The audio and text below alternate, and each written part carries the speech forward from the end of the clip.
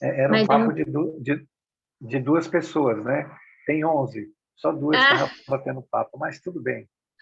acontece, né, amigo? Deixa eu compartilhar aqui a nossa tela. Isso daqui. Deixa eu aqui. Então, né, cortando um pouquinho aí do que o Jorge estava falando, mas ainda mantendo o mesmo assunto, né? Na semana passada, a gente finalizou nesse slide e a Fabrícia relatou algumas situações, né, a partir desse slide, sobre a filha dela, sobre ela impor alguns limites na filha também. E antes disso, a gente tinha visto o videozinho, né, daquele o Cordão, o nome dele, se eu não me engano.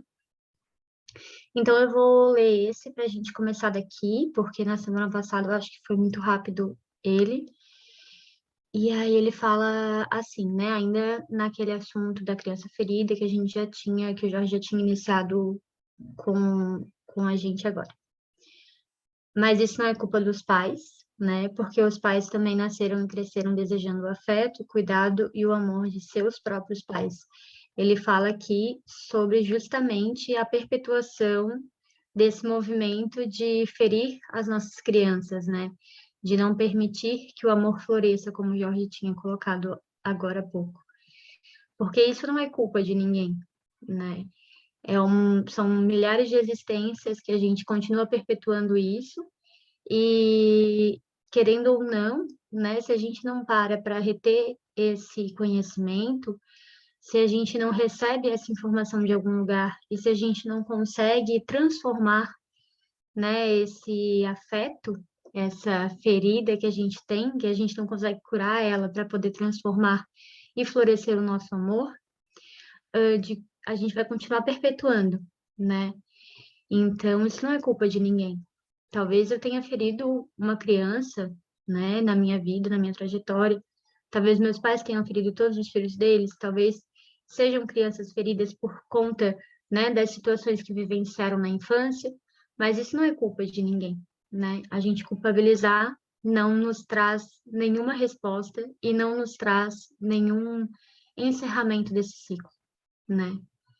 Eles também são então os pais, né, também são crianças feridas pelo afastamento sentido na própria infância e somente reproduzem o que é conhecido por eles. Depois de crescer e desenvolver nossa própria família, também repetiremos alguns padrões que os nossos pais nos ensinaram. Então, isso é muito básico do ser humano, né? A gente aprende muitas vezes por repetição e a gente repete, né, tudo que a gente aprendeu.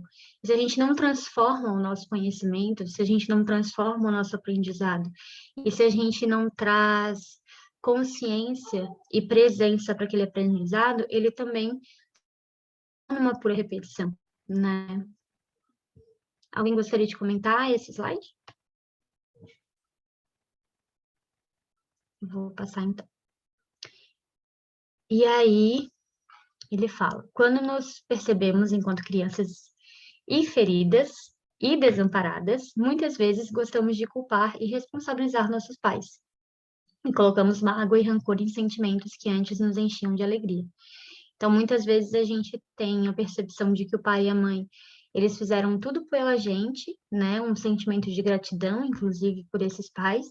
E aí, quando a gente se vê nesse lugar de existem traumas na minha infância, existem momentos que eu gostaria de modificar, ou então existem feridas que eu sei que foram formadas a partir daquelas ações, muitas vezes eu transformo esse sentimento, ao invés de tentar perpetuar um sentimento positivo, eu transformo ele em um sentimento mais negativo ainda, né? E coloco rancor, mágoa, culpa, tudo isso dentro de situações que já não cabem, né? Então, eu acabo afundando ainda mais a minha criança, acabo ferindo ainda mais a minha criança, justamente por, ao invés de honrar o meu pai e a minha mãe, ao invés de ser grato, porque eles me deram a oportunidade de estar aqui, eles me deram a vida, e eu posso transformar, né, as minhas oportunidades, posso me ver enquanto criança ferida e tentar resgatar essa criança, tentar resgatar algumas feridas que eu tenho.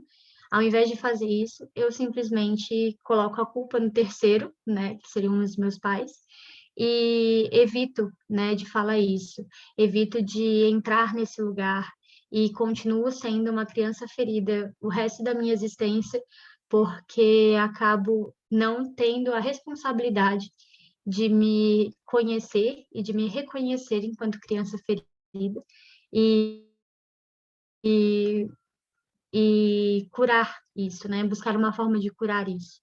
Deixo simplesmente a culpa para eles e não me retorno para mim. Pode falar, amigo. Eu tenho só um pedido para você ir mais devagarzinho, pode ser? Que está muito Pode, claro. maravilhoso, tem muito conteúdo fantástico que você está falando aí, que precisa ser assimilado, né? A questão, por exemplo, do inconsciente coletivo permanecer sempre, porque ninguém coloca uma informação nova, ela é muito forte, ela precisa ser assimilada por todos nós. Onde eu sou avô, eu sou filho, vou virar marido, que vou virar pai, que vou virar avô, que vou virar bisavô, tataravô, mas todos esses contextos, eles têm o mesmo tipo de padrão, de modelo de comportamento e de pensamento. E que é necessário modificar esse modelo, como você falou anteriormente. Então, vai mais devagarzinho, que está muito maravilhoso, Ju, não tenha pressa. Tá bom, gente, desculpa, vou me acalmar. Helena, pode falar. Então, veja só como a espiritualidade age, porque eu estou aqui quase rindo sozinha. Eu ia perguntar o seguinte: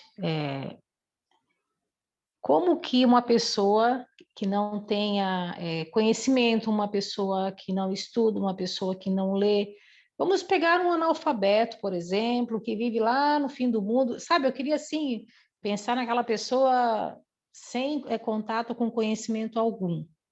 Como que essa pessoa pode mudar esse comportamento? Entende? Como é que tipo assim, ela foi filho, hoje ela é pai, daqui a pouco ela é avô, mas ela, enquanto filho, né, quer dizer, ensinou, aprendeu com o pai a agir daquela maneira, então quando ela for pai vai agir daquela maneira, enfim. E a mesma forma que que eu organizei essa pergunta, eu me lembrei do exemplo do meu pai. O meu pai, uma pessoa praticamente sem estudo, né, nasceu no interior, mas o meu pai, ele apanhou muito do meu avô, meu nono, né, que é italiano, né? Então, o meu nono era uma pessoa muito agressiva e, na verdade, não era muito agressiva. Na verdade, o meu pai era o cristão, assim, sabe? Era o que foi tomado para Cristo e ele apanhava horrores. Ele tem cicatrizes ainda de tanto que o meu nono batia nele. E aí, quando ele casou com a minha mãe, ele não nos batia, ele nunca nos bateu, sabe? E ele sempre diz até, né? Hoje está velhinho, já quase não conversamos mais sobre o assunto, mas ele disse que ele não queria que os filhos passassem o que ele passou, porque doía muito apanhar, então ele não queria bater na gente. Então, tu viu que eu ia fazer a pergunta e depois eu mesmo já tive a resposta, sabe? Porque eu acho que é uma coisa instintiva mesmo, uma coisa de sugestão espiritual, né? Que ele, com toda a ignorância, falta de estudo, mas ele quis fazer diferente e fez diferente, porque ele não batia na gente. Não batia porque ele não gostou de apanhar do pai, entende? Olha, é claro que é um exemplo bem tolo, mas me lembrei da situação que não precisa. Aí eu fico pensando às vezes assim, né? Porque a gente, tudo bem que está aqui estudando, lendo, né? E vê palestra, e discute, conversa, mas e quem não participa de nada disso, né? Como faz para mudar, né? Entendeu?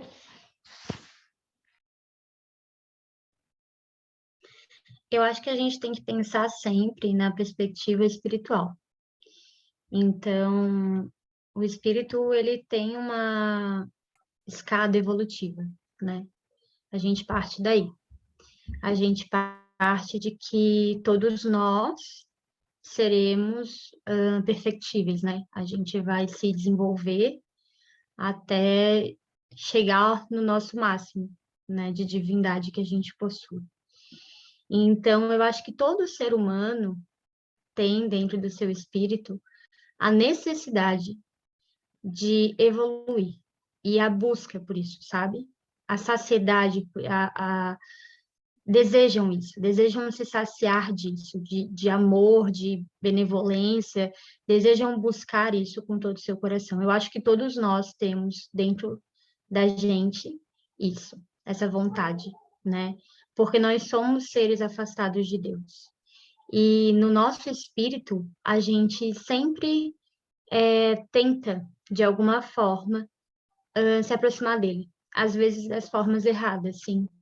Mas muitas vezes a gente procura por isso, né? Quando a gente procura afeto, acolhimento, amor, segurança dos nossos pais, dos nossos amigos, a gente está procurando por Deus. Então, de uma forma ou de outra, a gente aprende, né? Mesmo a pessoa mais ignorante, tanto que evoluímos muito, né? Mesmo sem nenhum conhecimento, quando nós éramos homens das cavernas e não sabíamos ler, a gente evoluiu. Então, essa evolução, ela vem do espírito, né? E a gente tem que pensar sempre nessa perspectiva, de que a gente sempre busca por isso. E essa questão da criança ferida, ela vai para além, né? Então, como o caso do teu pai, ele teve um exemplo e ele não gostou desse exemplo, ele foi muito magoado por esse exemplo e ele não queria perpetuar isso. Então, existem as duas situações. A gente sempre vai aprender pelo exemplo. Ou a gente vai aprender o que fazer através do nosso exemplo, ou a gente vai aprender o que não fazer através do nosso exemplo, né? Isso acontece. Então, quando o teu pai nega bater em vocês, não significa que ele que ele criou crianças que não são feridas, que ele deu todo o amparo. Não significa isso. Significa que ele teve um exemplo de algo que ele não gostou e que ele transformou esse exemplo. E é através dessas transformações desses exemplos que a gente vai, uma hora, conseguir fazer com que essa criança seja plenamente acolhida, seja plenamente amada, né? Mas eu acho que ainda existe um longo caminho. Porque ontem, inclusive, eu estava conversando com o Jorge, a gente estava conversando, e ele disse, né, que ele percebe que os métodos mudaram, mas a essência, o amor, ele não floresceu. Eu acredito que seja isso que ele estivesse falando com vocês no início, né, da aula. E é verdade. Se a gente parar para pensar, a gente não bate na criança. Hoje em dia é muito difícil você encontrar alguém que ainda, né, bata, que ainda tem esse estilo, vamos colocar assim, de educação, né? Não, é porque também teve um programa de conscientização e de modernização dessa questão da educação muito grande. Então, isso tudo é fruto da evolução do consciente coletivo, né? Do inconsciente coletivo. Porque isso também passa por uma geração a outra, né? Ah, a gente teve isso nessa geração, vimos que causou muitas feridas, vimos que não foi uma coisa legal, vimos que não ajudou no relacionamento entre pai e filho, então vamos transformar, né? Ou aprendemos com a ciência que precisa transformar. E aí se transforma. De qualquer forma, o método muda. Eu não bato nos meus filhos, mas eu posso, por exemplo, fazer uma piadinha com eles. Eu posso, por exemplo, humilhá-los. E isso não significa que o amor floresceu, só significa que os métodos trocaram. Então, a gente precisa ter muito cuidado quando a gente vai olhar para as situações familiares e enxergar que sim, a gente está melhorando, a gente está em um processo evolutivo dentro das relações familiares e externas. Mas, de uma forma geral, a gente não sabe amar. De uma forma geral, a gente não consegue compreender o amor divino. A gente não sabe perdoar o outro. A gente não sabe perdoar a si mesmo, né? Então, é necessário que a gente consiga, primeiro, aflorar esses sentimentos divinos, esses sentimentos positivos que nos aproximam de Deus e que nos saciam de Deus, para que a gente possa transformar realmente as nossas relações. E não só os métodos de relacionamento, mas também permitir que o nosso amor floresça dentro dessas relações. Eu acho que tem muito disso na tua fala. Mas muito obrigada, Helena. Alguém quer comentar? Ele fala assim embaixo.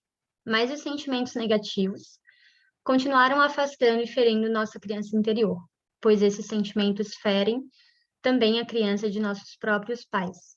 E assim, completamos e reproduzimos um ciclo de afastamento e mágoa. Então, é sobre já o que a gente já estava falando, né? O que a Helena trouxe. Porque a gente perpetua, né, essas relações, mesmo alterando as simbologias, alterando os métodos, né? Se a gente cria, por exemplo, o meu pai não me bateu, mas ele me fez uma piadinha quando eu era pequena e até hoje eu tenho alguma sensibilidade por causa dessa piada, né? Falou que a minha testa era grande, ou falou que, não sei, a minha orelha era grande, enfim. E aí eu fico traumatizada, né? Eu tenho problemas de imagem por conta dessa piada. E aí eu responsabilizo ele, eu culpo ele por eu ter esse problema de autoestima. Mas eu não paro para enxergar de que a partir do momento que eu sou responsável por mim, eu não preciso ficar alimentando essa situação com esses sentimentos negativos, né? Eu preciso justamente transformar as relações, é o que eu já estava colocando antes. Então, eu preciso entender que o meu pai, ele perpetuou um movimento ruim e que ele me fez um trauma, né? Infelizmente, ele me fez uma ferida na infância. E agora eu preciso olhar para essa ferida com afeto, né? É o único jeito que eu vou conseguir restaurar essa ferida, é o único jeito que eu vou conseguir curar essa ferida. Olhando para essa ferida e para quem fez essa ferida com afeto e acolher essa ferida. Porque quando eu cobro os meus pais e culpo os meus pais, na verdade eu estou me afastando ainda mais, né? Então eu estou fazendo com que a relação fique ainda mais ferida, né? Não consigo criar um vínculo verdadeiro com eles. E não consigo complementar essa relação deixando que o amor floresça. Eu simplesmente corto isso, podo isso. E não é para isso que a gente está aqui, né? A gente está aqui para que esse conhecimento de afeto, de amor, de acolhimento e de benevolência, de indulgência para com a gente, para com o outro, floresça. E é esse o caminho que a gente está fazendo aqui. Então, quando a gente consegue usar desses aspectos positivos para tratar a nossa criança e curar a nossa criança, a gente também trata e cura a criança dos nossos pais, porque a gente olha para eles e fala: tudo bem que vocês fizeram isso, tudo bem que vocês criaram uma criança ferida, mas olha só, eu consegui me restaurar, porque eu entendo que é muito maior do que o que a gente está vivenciando aqui. Eu entendo que tem a ver com a percepção que eu tenho sobre mim e sobre vocês. E isso faz com que eles também abram caminho para que eles consigam e tenham coragem de vivenciar essa criança ferida, para poder curá-la também.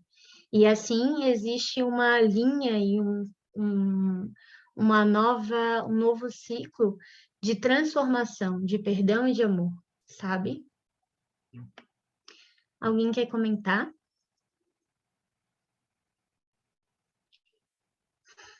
Vou passar. Passou já. É isso. É isso.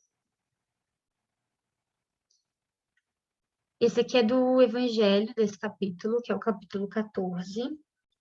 E ele fala: quando os pais fizeram tudo o que deveriam para o adiantamento moral de seus filhos, se não se saem bem, não tem censuras a se fazer, e sua consciência pode estar tranquila. Mas há o desgosto muito natural que experimentam do insucesso dos seus esforços. Deus reserva uma imensa consolação pela certeza de que não é senão um atraso e que lhes será dado acabar em outra existência obra começada nesta, e que um dia o filho ingrato os recompensará por seu amor. Acho que encaixa, né, com tudo que a gente já estava falando. Porque os pais também se cobram e os pais também se culpam. Dentro desse ciclo que a gente vivencia, de crianças e mais crianças feridas, cuidando de outras crianças e ferindo outras crianças, a gente precisa perceber que os pais também se culpam. Então, quando eu vejo a minha criança ferida e eu culpo os meus pais por isso, eu abro um buraco muito grande neles, porque eles já devem se culpar por isso, sabe? Porque eles já devem olhar para aquilo e falar: poxa, eu não dei tudo que eu deveria ter dado. Puxa, eu não fiz tudo que eu podia ter feito, sabe? Quantas vezes eu falo para minha mãe assim: ah, brincando, né? Brincando, né? Aquelas brincadeiras que a gente sabe que às vezes ofende. Fala assim: ah, quando eu era pequena tu não me dava tal coisa. Ah, quando eu era pequena não. E aí ela olha para mim e fala assim: eu queria poder ter te dado, mas na época eu não pude. Então eu sei que ela também se culpa por algumas coisas, sabe? Então isso é muito comum, porque a gente vive em um mundo de provas e expiações. Todos nós temos alguma coisa que a gente se culpa, né? Que a gente se responsabiliza, que a gente se coloca lá embaixo. Todos nós temos isso dentro da gente. Então, os nossos pais e os nossos avós não são diferentes. Eles provavelmente também se culpam por alguma coisa, né? Se penalizam por alguma coisa. E aí a gente tem que olhar para essa culpa que eles sentem com muito afeto. Porque a gente precisa transformar esse ciclo, né? E se a gente responsabilizá-los ainda mais, culpá-los ainda mais, é claro que a gente vai vir em uma outra existência, provavelmente como pais novamente, né? Invertendo os papéis, né? Como pais dessas crianças que agora serão os meus filhos, mas que em outra vida foram meus pais. E eles também, né? Se a gente não cuidar dessas crianças com muita responsabilidade e afeto, eles também vão se tornar as crianças ingratas que a gente foi em outra vida. E também vão nos culpar por tudo de que a gente não pôde suprir para eles, né? E aí a gente vai continuar a perpetuar esse ciclo, né? A gente vai continuar colocando lenha nessa fogueira e fazendo com que essas crianças nunca se curem, né? Então, aqui a proposta é o contrário, que a gente consiga perceber isso e olhar com amor e acolhimento para isso, para que nós consigamos transformar a nossa criança ferida e, através do nosso exemplo, que a gente consiga transformar as outras. Alguém quer comentar?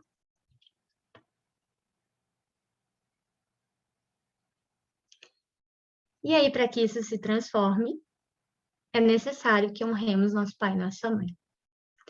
Foram eles que nos deram a coisa mais preciosa que possuímos, a nossa vida. E independente do que eles fizeram, antes ou depois, naquele momento único de encontro entre pessoas, geraram e permitiram que nós crescêssemos e nos desenvolvêssemos. Em verdade, jamais estaríamos aqui se não fossem eles. Então, honrar o nosso pai e a nossa mãe é entender que por mais que a gente tenha sentido falta, por mais que a gente tenha se sentido afastados, por mais que a gente tenha vivenciado muitas violências e experienciado coisas muito ruins, por mais que a gente tenha tido uma vida de dores e que a gente talvez não lembre, porque éramos crianças, e que a gente perpetue essa criança ferida até hoje dentro da gente, é preciso, para curar essa criança, olhar com afeto, amor e acolhimento, para que a gente possa honrar tudo, tudo que os nossos antecessores fizeram por nós. E para que a gente possa transformar a gente e quem vem depois da gente. É somente através da perspectiva do amor verdadeiro, quando a gente permite que esse amor floresça, que a gente consegue honrar esse pai e essa mãe e transformar esse ciclo. E que a gente nunca esqueça que o nosso bem mais precioso é a nossa existência, porque é ela que nos permite evoluir, é ela que nos permite estar aqui hoje. E essa existência só é completa com o encontro dessas duas pessoas, né, que são nossos pais e anteriormente nossos avós. Pode falar, Fabrícia. Eu ia tocar em 3 pontos, mas acho que eu vou ficar só em um por enquanto. Uma questão é a ancestralidade, né? Que se não tem pelo menos eu vejo assim, me corrijam se eu estiver errada, que se não tiver uma ruptura, continua perpetuando, né? Isso é um ponto. Outro ponto é a questão assim, eu só vou conseguir olhar para esse lugar de colocar os pais, só vou conseguir olhar para esse lugar de colocar os pais com honra, com a honra que eles merecem, com respeito, de entendendo, ok, vocês deram o que vocês puderam, fizeram o que vocês sabiam, quando tiver um certo grau de maturidade. Tem que, tipo, sair desse lugar de infantilidade também, né? De culpar, de infantilizar e tal. Eu sei porque eu também vivenciei esse processo parecido. E o outro ponto, agora eu esqueci, mas era nessa linha. Então, assim, a gente consegue olhar para uma situação e respeitar essa situação. Geralmente, situação do passado, quando a gente chega num grau, num momento, num lugar que tu olhe e consegue partir de um lugar de respeito, de um lugar de amorosidade, digamos assim. Senão é bem complicado, né? Tem que chegar até esse momento, esse degrau, digamos assim. Aí, lembrei. E a questão da honra, por muito tempo, assim, até dentro na Bíblia tem os mandamentos, os 10 mandamentos, e um deles é honrar pai e mãe. E está muito associado, em cima do que eu aprendi, que é, assim, respeita, obedece às ordens. Honrar igual obedecer quase que cegamente, né? Então, tu tem uma anulação até de repente, até das próprias vontades, até de vivenciar algumas experiências. Por quê? Porque, meu pai não deixou, minha mãe não deixou, ok, sou extremamente obediente. Isso também é complicado, assim, porque dá para confundir muito. E ali traz uma série de situações depois. E eu, depois de um tempo, entendi que não, que honrar é dizer, ok, vocês são falhos como eu, vocês também têm os defeitos como eu tenho, e tá tudo bem, tá tudo certo. Entende? E é colocar num lugar de respeito, não de obediência quase que cega, né? Num lugar de dizer, olha, tudo bem, eu tenho uma vontade, vocês têm de vocês, mas vamos tentar chegar num acordo em comum que seja bom para ambas as partes? Algo nesse sentido que eu vejo hoje a honra aos pais. E, claro, a questão da vida também, que eu acho que é o principal desse contexto todo, né? Através da concepção e tal, então é a forma que se tem. E respeitar, e só por isso já deveria ter o respeito. Né? Então, um respeito, um lugar de honra, digamos assim, né? Não está associada aos atos. Se meu pai foi bom, eu respeito, se minha mãe foi maravilhosa, eu respeito, se foi uma megera, sei lá, estou dando exemplos hipotéticos aqui, eu não vou respeitar. Então, não tem nada a ver com isso. Tem a ver com outro lugar. É isso, essa é a minha colaboração. Obrigada, Fabrícia. Eu acho que tem muito disso, sim. A ancestralidade, ela é muito importante, né? Porque a ancestralidade é o que faz nós estarmos aqui hoje, né? Não só os pais e as mães, mas todo um contexto familiar anterior, né? E é o que perpetua, muitas vezes, alguns relacionamentos, algumas atitudes, né? Essa ancestralidade, ela é muito presente e muito forte em todos nós. Mas eu acho que é isso, a honra, ela não tem a ver com a obediência cega, né? Ela tem muito a ver com entender a perspectiva do outro, aceitar a perspectiva do outro e ainda assim aceitar que o outro, que eu só vim através do outro, né? Que o outro foi necessário para que eu estivesse aqui. E inclusive nos processos de amadurecimento e de crescimento. Então, se não existisse esse processo inicial de talvez violência, talvez alguma dor, talvez eu também não estivesse num momento de matureza, né? De maturidade suficiente para compreender e honrar, né? Então, eu acho que isso também traz muito do que a gente está falando. Mais alguém quer comentar? Eu vou passar. Honrar pai e mãe é também honrar e aceitar nossos antepassados. Somos um conjunto de pessoas, de crenças, de ensinos, de afetos, de amparos. Somos toda uma trajetória de uma família inteira e de pessoas individuais, que se uniram para que pudéssemos estar reencarnados. Então, é bem o que a Fabrícia já trouxe sobre a ancestralidade, né? A importância de honrar o pai e a mãe e de compreender tudo que eles fizeram por nós, está também em compreender tudo que os outros fizeram por eles, né?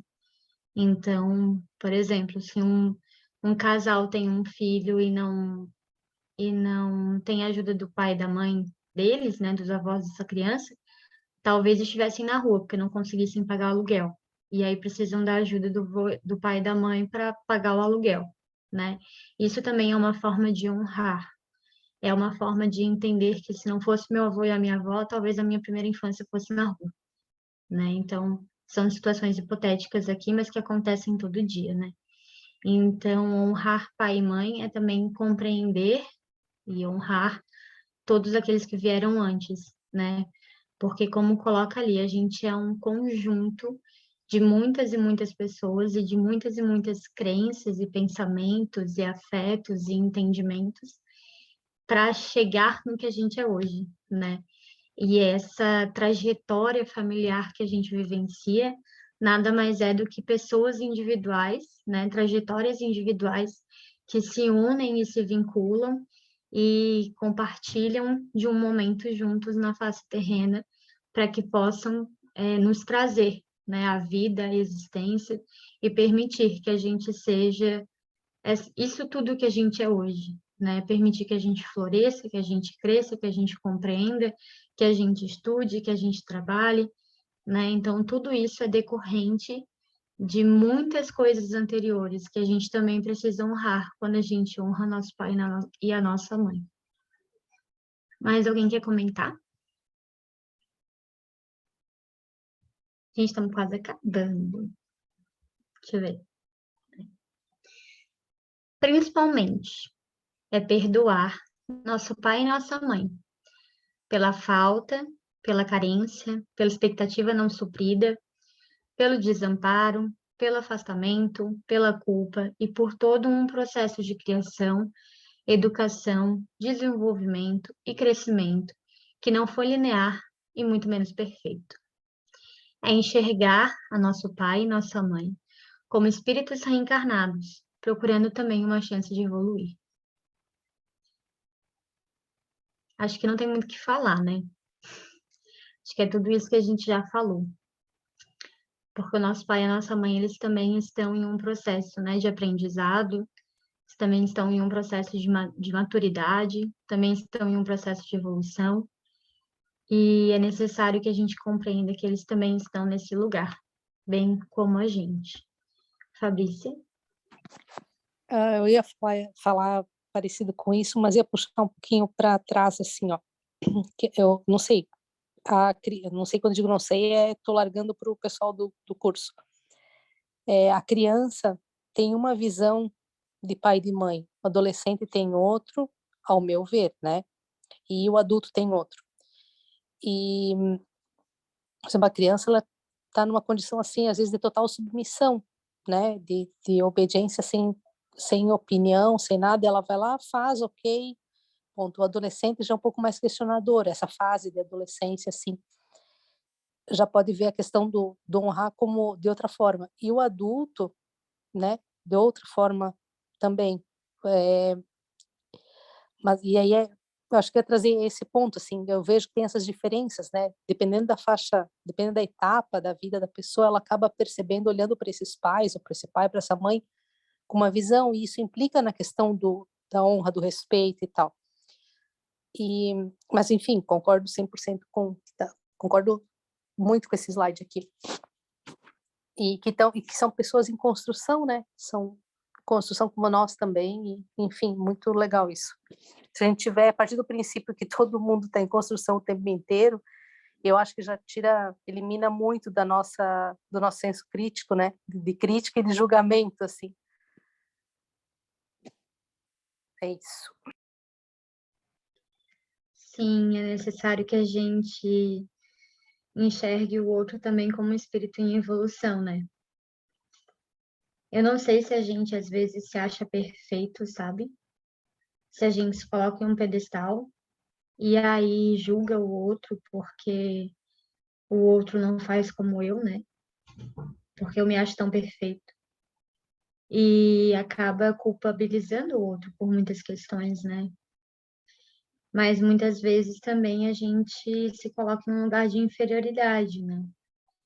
Porque a gente tem os dois extremos e a gente trabalha com isso, né, ao longo dos cursos. Aí a gente já falou muito sobre isso. Então, às vezes a gente se coloca em um lugar de inferioridade e se compara, né? E aí julga o outro, porque o outro é superior, se coloca como superior, né? Ou a gente enxerga como superior. Então tem muito desses dois, né? E aí a gente, querendo ou não, faz isso com os nossos pais, né? Porque e com os nossos avós, e com os nossos irmãos, e com os nossos filhos, porque a gente está em um processo, né? Nós também somos esses seres falhos, né? Que uma hora ou outra a gente se afasta de alguém, uma hora ou outra a gente não supre o afeto de alguém, né? Não supre a carência de alguém. E aí a gente cria outras pessoas feridas, né? Enfim. Alguém mais quer comentar?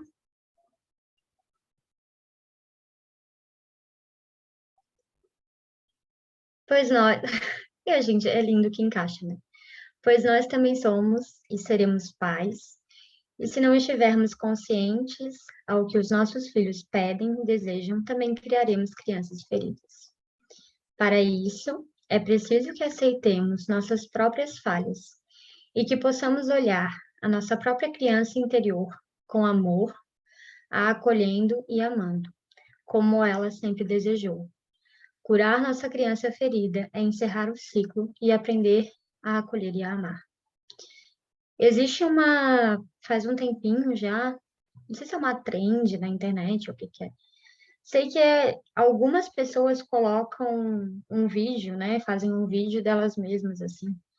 E aí colocam assim, quando eu julgo essa mulher, né? E aí, no caso, ou esse homem, no caso ela, eu julgo essa pessoa. E aí, um monte de foto dela quando criança, né? Porque quando a gente compreende que a gente tem essa criança interior e que essa criança é muito ferida, e a gente ainda assim perpetua os ciclos, né? Meus pais foram muito rígidos comigo, então hoje eu sou muito rígida comigo, né? E aí eu perpetuo esse ciclo também comigo, com a minha própria criança. Eu continuo ferindo a minha própria criança, né?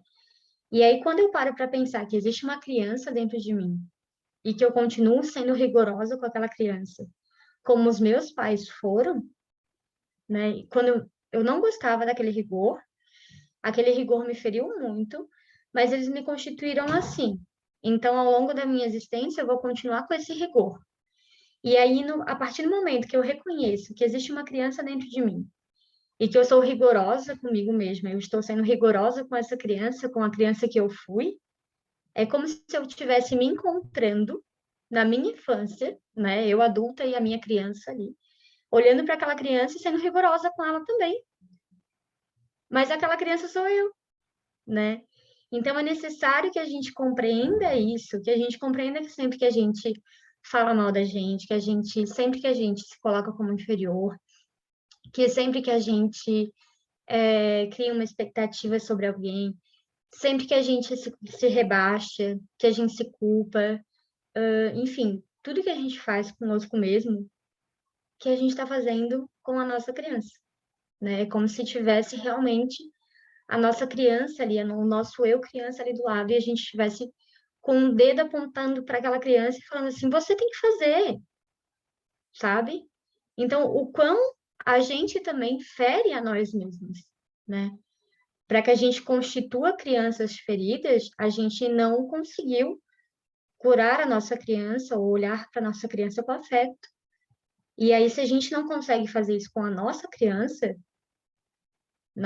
interior, quando a gente tiver nossos filhos, né, a gente também não vai conseguir fazer isso com eles. A gente também vai continuar perpetuando um caminho que a gente não gosta e que a gente sofreu e foi ferido por conta dele.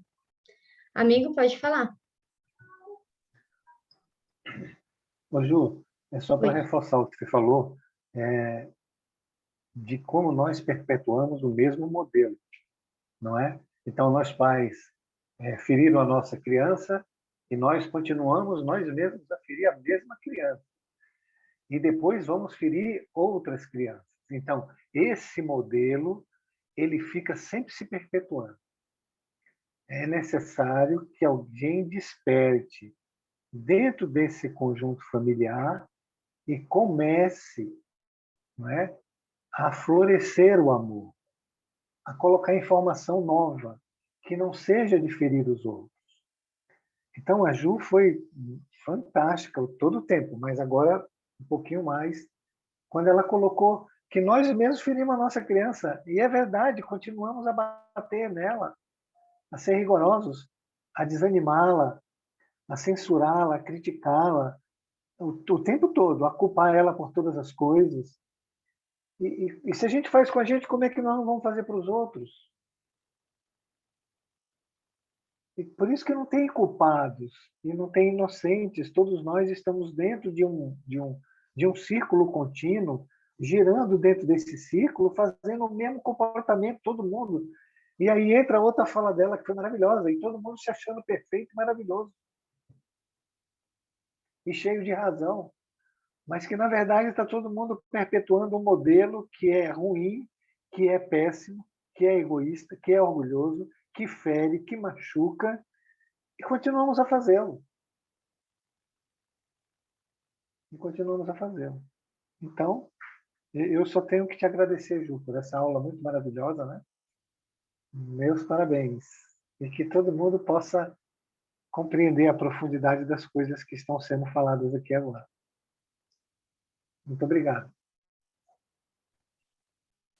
Eu que agradeço, amiga, a oportunidade de ter me colocado nesse tema, porque é o que a gente já vinha falando, né? Ontem eu e o Jorge, a gente estava conversando, e aí ele falou que quando a gente está muito dentro de alguma coisa, essa coisa, né, esse tema, enfim, ele vem para a gente, né? A gente atrai, lei de atração e repulsão. Então, eu tinha começado a entrar nesse assunto da criança ferida lá, um pouquinho, faz, eu acho que alguns meses já, tinha começado a pensar sobre isso, assim. Aí depois veio o livro que eu encontrei num sebo, aí depois veio a oportunidade de fazer essa aula.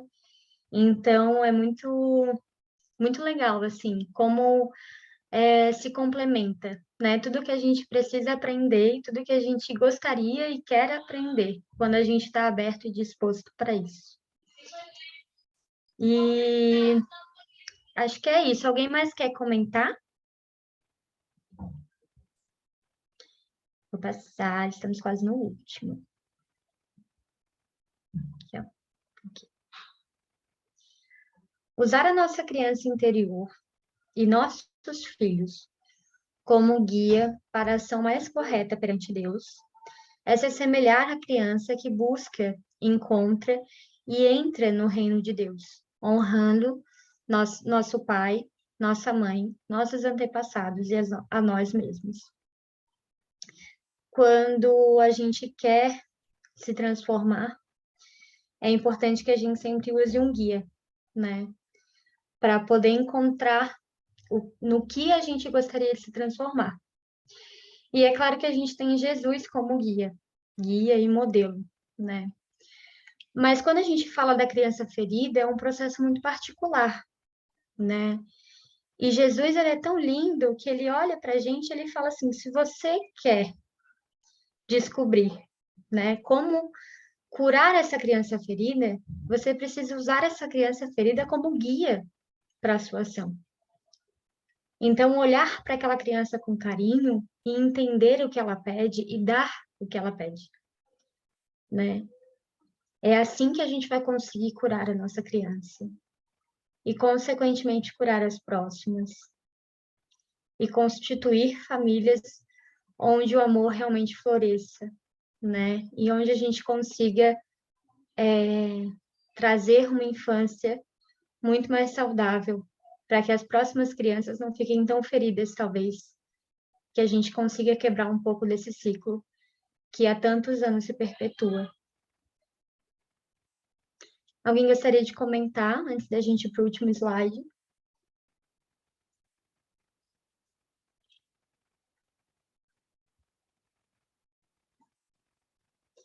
O nosso último slide é aquela...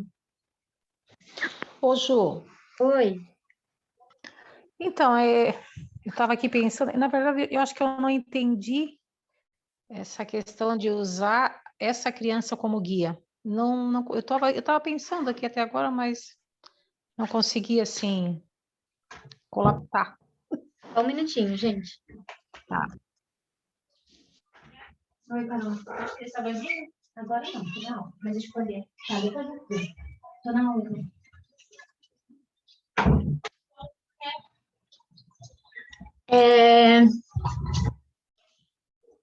Usar a nossa criança como guia, eu acho que fala muito sobre a gente enxergar essa criança e o que ela pede. Por exemplo, né, o primeiro exemplo que você deu do seu filho. O seu filho queria ser ouvido. Você não ouviu. Ele passou uma vida inteira com dificuldade de se abrir porque você não ouviu ele. Se ele entendesse que ele passou uma vida inteira com dificuldade porque ele simplesmente queria ser ouvido, e na hora que ele pediu para ser ouvido ele não foi, ele poderia usar essa criança como um guia e falar assim, bom, já que naquela época que eu pedi atenção, que eu pedi que me ouvissem, a minha mãe não pôde me dar isso, e tá tudo bem, né? Sem culpados. A minha mãe não pôde me dar isso, mas eu passei uma vida inteira me negando a me abrir para que os outros me ouçam. Então, porque recebi uma negativa uma vez, que me magoou muito, me feriu muito, eu passei uma vida inteira me fechando, né? E isso me trouxe problemas, né? Me trouxe dificuldades de relacionamento, às vezes no trabalho, enfim. Ele precisa enxergar aquela criança e falar assim: bom, se a minha mãe não me ouviu, eu vou ouvir aquela criança, ouvir o que ela tem para me pedir, né? E tratar aquela criança. É como se a gente estivesse se encontrando conosco mesmo enquanto crianças, olhando para aquela criança e falando: o que que tu quer? O que que tu precisa? O que que tu tá pedindo? E identificar isso. E dar aquilo para aquela criança. Se a mãe dele não ouviu quando ele era criança, então que ele sente com a criança dele, do ladinho dele, e olhe para aquela criança e fale: eu vou te ouvir. E deixe que aquela criança fale, sabe? Isso é muito metódico, né? Muito teórico, assim, muito ilusório, vamos colocar. Mas, de uma forma geral, é isso. A gente tem que sentar com a nossa criança, enxergar ela, né? Olhar para aquela criança e falar: o que que tu quer? O que que tu tá precisando? O que que tu tanto queria que não te deram? Que eu vou te dar agora. E aí, para ele poder se fazer ouvir, ele precisa procurar alguém que ouça ele. Talvez você, né? Que nesse momento você se coloca à disposição dele para ouvi-lo depois de tantos e tantos anos.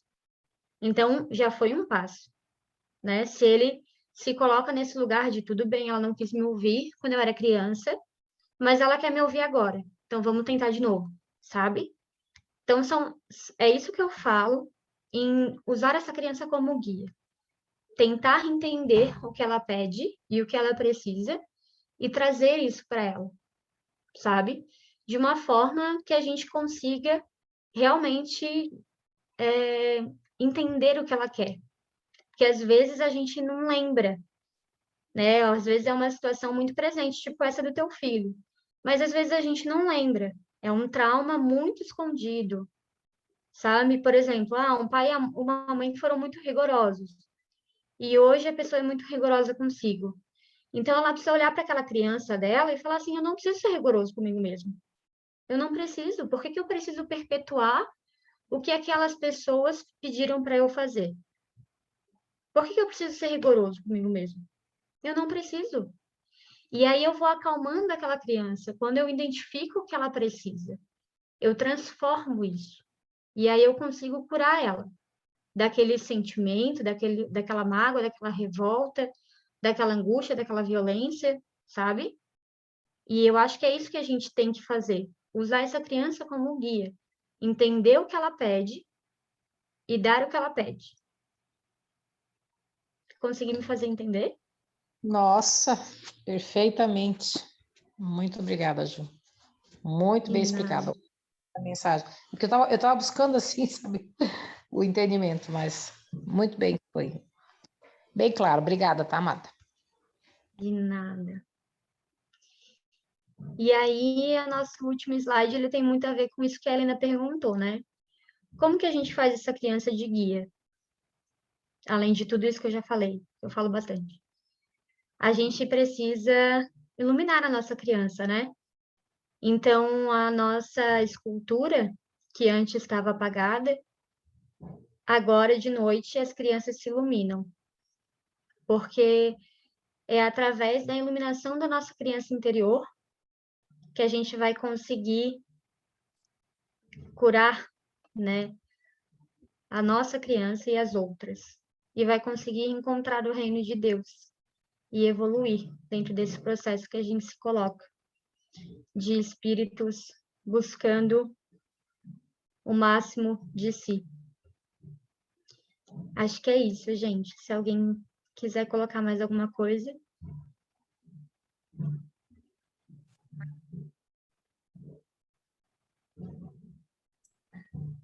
Oi, Ju. Oi. Parabéns, minha querida. Foi maravilhoso. Maravilhoso. Essa última aula, realmente, todas elas foram ótimas, mas essa foi excelente. E que Deus te abençoe, te ilumine, que tu possas continuar nesse caminho, né? Se esclarecendo e esclarecendo a todos nós. Eu vou puxar aqui a sala para passar para Maria, tá ok? Tá bom, gente. Acho que eu já parei de compartilhar, né? Sim, eu já. Então tá. Beijo.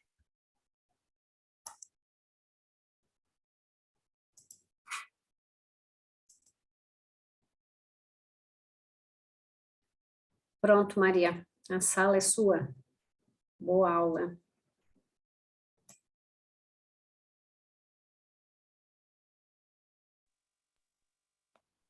Oi, gente, boa noite.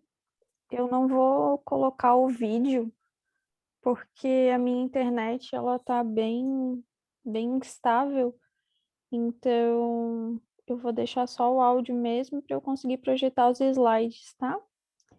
Todos estão me ouvindo bem? Estão conseguindo ver os slides, tudo direitinho? Sim, filho. Sim. Boa aula. Então tá bom. Ju, obrigada pela aula. Assim como no Evangelho, óbvio, né? Todo capítulo ele vai se aninhando para o próximo fazer muito sentido com o anterior, né? E falar da nossa criança ferida e de todo esse acolhimento com ela, não tem como a gente não falar de caridade, né? Porque é um ato de caridade. Então, o capítulo que a gente vai conversar agora é o capítulo 15 do Evangelho, que fala sobre fora da caridade não há salvação. Ele é um pilar, né, do Espiritismo, e a gente conversa muito sobre caridade durante o Evangelho inteiro. E a gente fala, às vezes, muito sobre ela sem propriamente trazer o nome da caridade. Todo ato que não tem como base o ego separatista, ele já é uma salvação. Porque tudo que que age congruente com Deus já tem o princípio de vida, já faz parte do movimento de caridade. E tudo que for contrário a ele tem um movimento de morte, de segregação. Eu gosto de trazer sempre a dualidade, porque ela é muito simples, e na dualidade a gente não tem espaço para astúcia. Na dualidade não tem o, e se? Não. É isso ou é aquilo. E deu e acabou. E esse capítulo eu senti muito isso. Ele é maravilhoso e ele é direto. Ele não tem e se e mais, porém. O próprio título já diz. fora da caridade não há salvação.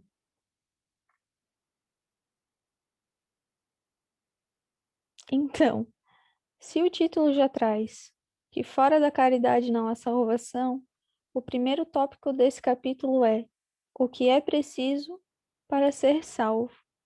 Eu rio porque se a gente compreendesse com o nosso coração, não seria necessário tanto esmiuçar quanto o Evangelho traz esmiuçado para a gente. O próprio título do capítulo fala o que a gente precisa fazer para ser salvo, mas ele ainda parece que tenta nos convencer, porque a gente faz esse movimento, né? A gente precisa ser convencido de uma verdade para que ela seja maior do que a nossa própria, para daí a gente começar a tentar fazer esse movimento, para daí acreditar em Deus. Então, além do título, ele traz o que é preciso para ser salvo. Eu trouxe muitos trechos do Evangelho, é uma forma diferente de fazer as minhas aulas, né? Porque eu gosto sempre de resumir. Mas como esse capítulo ele é muito direto, eu quis trazer os trechos para que a gente conversasse propriamente sobre o que o Evangelho está falando. Então eu vou ler e a gente vai discutindo. Ora, quando o Filho do Homem vier em sua majestade, acompanhado de todos os anjos, sentar-se-á no trono de sua glória, reunida diante deles todas as nações, separará uns dos outros, como o pastor separa dos bodes as ovelhas, e colocará as ovelhas à sua direita e os bodes à sua esquerda. Para quem já leu esse capítulo, sabe que boa parte dele é só sobre parábolas, né? Essa daqui é a primeira. Então, dirá o rei aos que estiverem à sua direita: Vinde, benditos de meu Pai. Tomai posse do reino que vos foi preparado desde o princípio do mundo. Porquanto tive fome e me destes de comer, tive sede e me destes de beber, careci de teto e me hospedastes, estive nu e me vestistes, achei-me doente e me visitastes, estive preso e fostes me ver. Então responder-lhe-ão os justos: Senhor, quando foi que te vimos com fome e te demos de comer, ou com sede e te demos de beber? Quando foi que te vimos sem teto e te hospedamos, ou despido e te vestimos? E quando foi que te soubemos doente ou preso e fomos visitar-te? O rei lhes responderá: Em verdade vos digo, todas as vezes que isso fizestes a um destes mais pequeninos dos meus irmãos, foi a mim mesmo que os fizeste. Deixa eu só ver uma coisinha aqui. Dirá em seguida aos que estiverem à sua esquerda: Afastai-vos de mim, malditos, ide para o fogo eterno, que foi preparado para o diabo e seus anjos.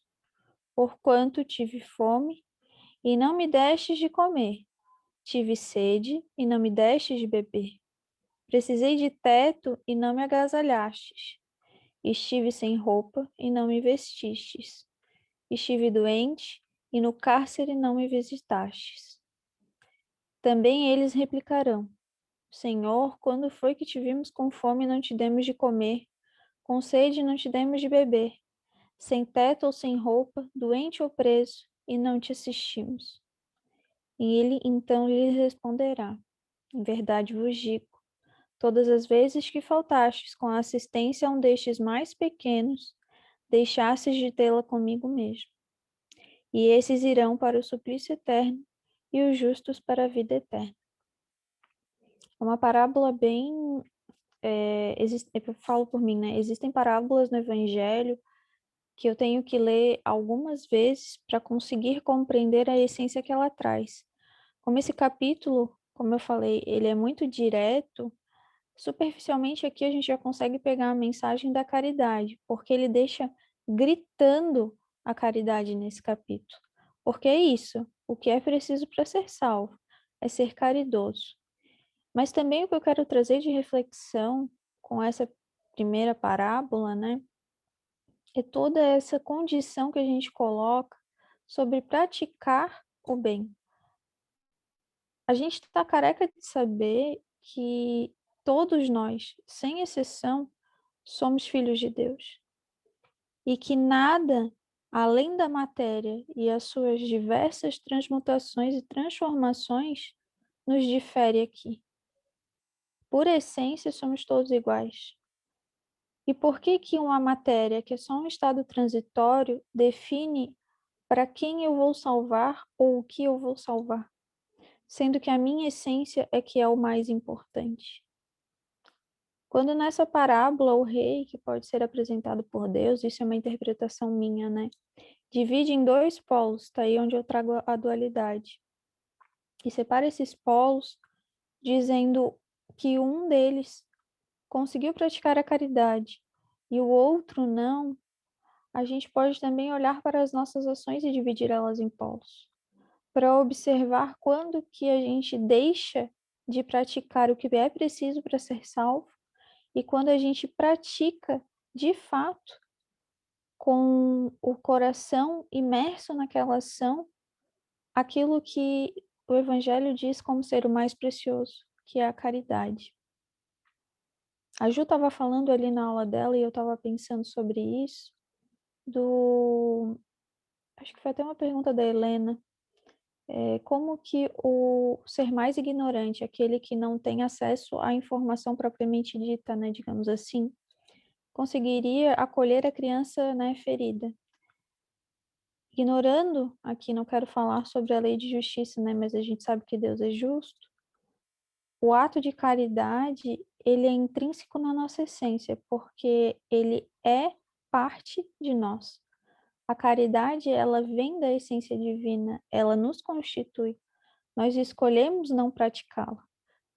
Somos seres inteligentes, então a gente escolhe o que a gente faz e o que a gente deixa de fazer, por mais que a gente pense que não. Como somos seres completos, além de todo o ego que a gente conversa, todas as bem-aventuranças trazidas no Evangelho também são constituintes do nosso ser espiritual, da nossa essência. Então, lá daquele ser que é ignorante materialmente falando e que foi privado por algum abuso de ter contato com alguma informação externa, dentro dele há a essência divina e há a inteligência divina também. Seja no poupar uma vida, seja num abraço, seja num olhar, a caridade ela se faz presente em tudo que for divino e for real, e real pro espírito, porque às vezes a gente tem dificuldade de escolher o que a gente quer de real, o que a gente precisa para ser salvo. Eu quero ser salvo aqui na matéria ou eu quero ser salvo no meu espírito? Eu quero que a lei dos homens me defina ou eu quero que a lei de Deus me preencha? São perguntas que a gente tem que se fazer e acho que é isso que o Evangelho propõe. Alguém quer comentar alguma coisa? Jorge? Presente, tudo bem? Tudo bem, e você? Tudo ótimo, Maria, graças a Deus. Não quer Eu comentar não quero. nada? Não, não tenho. Está tão maravilhoso que se eu comentar eu vou correr o risco de estragar, Maria. Siga em frente aí. Seguirei, então. Eu gosto muito desse capítulo. Eu conversei um pouco na quinta-feira sobre essa parábola do bom samaritano, né? Que é uma parábola muito bonita. Então, a primeira parábola que ele trouxe foi dessa segregação para trazer bem evidente o que acontece com quem pratica o que precisa para ser salvo e o que acontece com quem não pratica. E não num sentido de punição, nem com a visão daquele Deus punitivo, mas sim como um ato de responsabilidade. E justamente para trazer essa reflexão, o meu ato, ele enriquece o meu ser espiritual ou o meu ser transitório material nesse momento? É uma escolha. E que assim como a minha escolha, porque eu sou um ser livre, eu tenho as minhas colheitas, que é as minhas responsabilidades. O evangelho ele não traz uma palavra como uma punição ou um castigo. Ele só tenta explicar o que a gente tenta não querer ver com a vida. Então ele tenta dizer por A mais B aquilo que a gente não quer ver. A parábola do bom samaritano, ela traz um pouco mais profundo sobre o que ele já falou na primeira parábola. Então eu vou aqui começar a ler. Então, levantando-se, disse-lhe um doutor da lei, para o tentar: Mestre, o que preciso fazer para possuir a vida eterna? Respondeu-lhe Jesus: Que é o que está escrito na lei? Que é o que lês nela? Ele respondeu: Amarás o Senhor teu Deus de todo o coração, de toda a tua alma, com todas as tuas forças e de todo o teu espírito, e a teu próximo como a ti mesmo. Disse-lhe Jesus: Respondeste muito bem. Faze isso e viverás. Mas o homem, querendo parecer que era um justo, diz a Jesus: Quem é o meu próximo? Jesus, tomando a palavra, lhe disse: Um homem que descia de Jerusalém para Jericó caiu em poder dos ladrões, que o despojaram, cobriram de ferimentos e se foram, deixando-o semi-morto. Aconteceu em seguida que um sacerdote, descendo pelo mesmo caminho, o viu e passou adiante. Um levita, que também veio àquele lugar, tendo-o observado, passou igualmente adiante. Mas um samaritano, que viajava, chegando ao lugar onde jazia aquele homem, e tendo-o visto, foi tocado de compaixão. Aproximou-se dele, deitou-lhe óleo e vinho nas feridas, e as pensou. Depois, pondo no seu cavalo, levou-o a uma hospedaria e cuidou dele. No dia seguinte, tirou 2 denários e os deu ao hospedeiro, dizendo: Trata muito bem deste homem, e tudo o que dependeres a mais, eu te pagarei quando regressar. Qual desses 3 te parece ter sido próximo daquele que caíra em poder dos ladrões? O doutor respondeu: Aquele que usou de misericórdia para com ele. Então vai, diz Jesus, e faz o mesmo. Essa parábola do bom samaritano, ela traz também de uma forma mais poética, posso interpretar, mas isso é uma interpretação, né, minha, porque Jesus ele era muito poético, né? Ele era muito amoroso nas suas palavras, e imaginar esse diálogo, imaginando ele contando essa situação, não se faz muito longe do nosso dia a dia, não se faz muito longe mesmo. E a gente já conversou isso, nossa, tantas vezes aqui e no presencial também, de quantas vezes a gente vira o rosto para um irmão que passa uma necessidade, ou não precisa nem ser material, quantas vezes a gente torce o nariz para alguém que vem pedir uma ajuda, e seja uma ajuda às vezes de um conselho, de um abraço, ou quantas vezes a gente diz, não, estou muito ocupada, agora não dá. A caridade, ela não se fala só na parte material e física, né? Ela está na energia que eu emano das minhas intenções. Eu não preciso propriamente ser ativa numa situação para estar sendo caridosa. A compaixão, ela se faz em todo o ato, desde o seu início até a realização. E para Deus, pouco importa a grandeza do meu ato, ou qual ele seja, e sim a intenção que eu estou colocando nele, porque é na intenção que parte do meu espírito. E para Deus é do espírito que importa, não importa o resto. Cristo tentou com essa parábola mostrar para a gente porque nós somos esse justo que questiona Jesus, porque a gente questiona Jesus e Deus o tempo inteiro. Cara, Jesus ele falou, ama o teu próximo como a ti mesmo. E a gente ainda teve a audácia de perguntar quem que é o meu próximo, assim, tipo, tá, mas quem que é? Para eu fazer certinho, entende? Para eu parecer justo nesse movimento, para eu não ser astuto, mas na verdade já sendo. E Jesus, com toda a misericórdia e paciência, conta essa história do bom samaritano. E o bom samaritano, a gente usa esse termo muito, pois dá para aplicar como se fosse uma prática. A prática de saber que aquele ser é uma extensão da minha unicidade.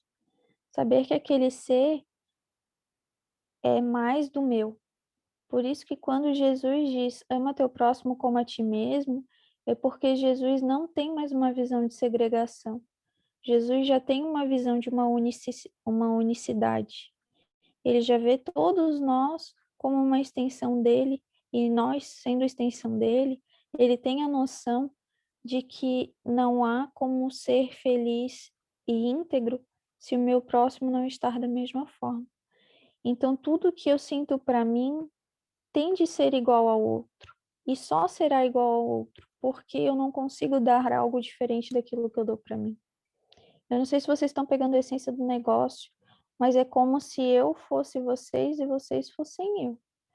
Como que a gente sendo a mesma coisa, eu, partindo de mim, vou conseguir dar algo diferente para vocês daquilo que eu dou para mim, se a gente é a mesma coisa? Não faz sentido. É uma maneira errônea da nossa mente achar que a gente consegue segregar as nossas intenções para cada núcleo, para cada pessoa, para cada máscara. E a gente perde muita energia com isso. Vamos simplificar que nem Jesus falou aqui no Evangelho. Respondeste muito bem, vai fazer isso e vive. Tipo, não complica, não põe justificativa, não põe mais nem menos. Faça, veja e faça. Pratique. Esteja presente para poder ver e mais presente ainda para fazer. Pode falar, Helena. Vou te fazer um questionamento, tá? Uma dúvida que bateu agora assim. Ama teu próximo como a ti mesmo. E se eu não me amar? Como amarei meu próximo? Como é que eu vou amar meu próximo como a mim mesmo se eu não me amo? Não amarás. Pois é. Não amarás. É isso que o Então, Jorge primeiro sempre eu preciso fala. me amar. Seria essa a lógica? Primeiro eu. Primeiro eu preciso me amar para depois poder amar o meu próximo. Confere? É porque quando a gente fala assim, eu prefiro me amar, como é que eu posso falar? Primeiro me amar para depois amar o próximo. Qual é o sentido desse amar que a gente está falando? Compreende? Porque a partir do momento que eu pratico o auto-amor, não existe mais eu e o próximo. Existe nós. E é isso que Jesus fala. Quando eu falo de auto-amor no sentido egóico, e que a gente fala muito sobre isso, não, é antes eu e depois o outro. Aqui a gente já está numa segregação. Mas Cristo não fala sobre isso. Cristo fala sobre justamente a compreensão de que se eu pratico o auto-amor, não existe mais eu e o outro, e sim a gente. Porque daí eu acesso a minha essência. E quando eu acesso a minha essência, não existe mais segregação. Fala, Ju. Eu acho que é muito uma necessidade também de a gente ser caridoso conosco mesmo. Porque essa parte do ama ao próximo como a ti mesmo, ele está dentro da caridade, fora da caridade não é salvação. Ele está dentro desse capítulo, sabe? Então, a profundidade de eu preciso ser caridoso comigo para eu poder me amar, para depois eu poder ver essa unicidade e entender e sentir e amar ao próximo. Porque se eu sou caridoso para comigo e me amo, eu consigo ser isso para com o próximo. Independente de ser algo material, espiritual, sentimental, emocional, como a Maria estava falando, né? Era isso. Obrigada. E é bem isso, assim, tipo, eu acho que ele é tão misericordioso que ele consegue entender que a gente tem dificuldade de ver um todo, né? Então ele ainda coloca que tu te ame e que tu ame o outro como tu te ama. Porque ele tem essa visão do todo, né? Mas ele sabe que a gente tem dificuldade de ter essa visão. E que a gente escolhe não olhar que nem ele, né? Então ele ainda explica mastigadinho. Então te ama primeiro e depois pratica com o outro. Porque daí tu consegue. Fala, Jorginho. Então, Maria, a pergunta que eu queria fazer é o seguinte: quem é o próximo? Se não descobrir quem é o próximo, então não vai saber responder essa questão. Porque se o próximo é uma projeção daquilo que está acontecendo dentro de mim, da desordem, ou das personalidades, ou da minha sombra, né? Que eu não quero me relacionar, porque a minha máscara não permite, né? Que eu me aproxime dela, o meu próximo está aí. Porque todas as pessoas que a gente não gosta, que a gente tem raiva, são projeções nossas. Todo mundo sabe disso, né? Por isso que Deus, né, está no Evangelho lá, o argueiro e a trave, né? Então, é um adversário, é uma projeção de uma personalidade que a gente tem que a gente não gosta. Sábado mesmo estava conversando com a Helene e dando alguns exemplos para ela, né? Então, o próximo somos nós mesmos, são essas personalidades que nós precisamos unificar, Maria, para que a gente volte a ser uma unidade.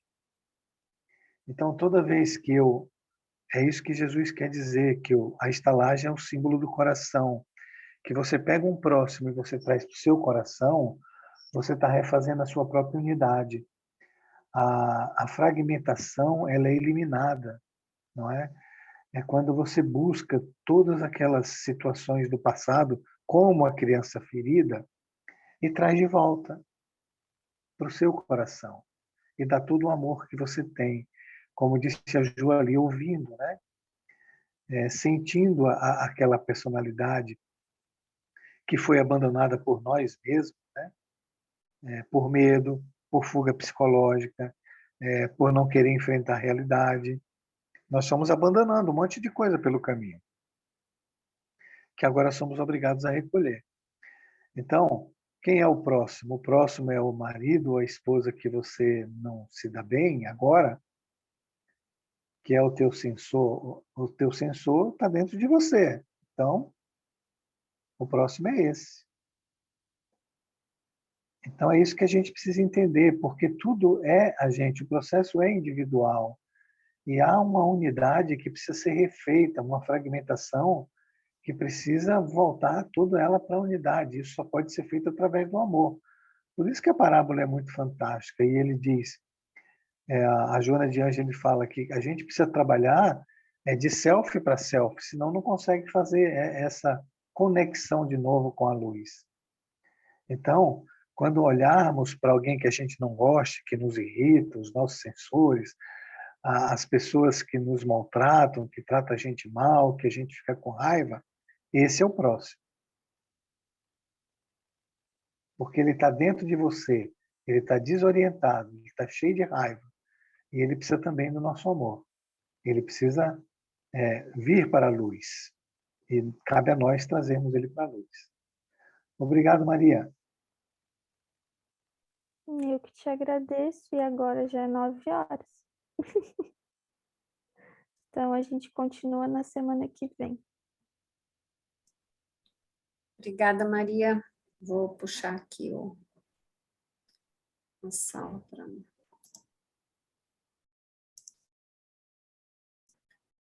Ok, 9h. Vamos encerrar então. Alguém se habilita?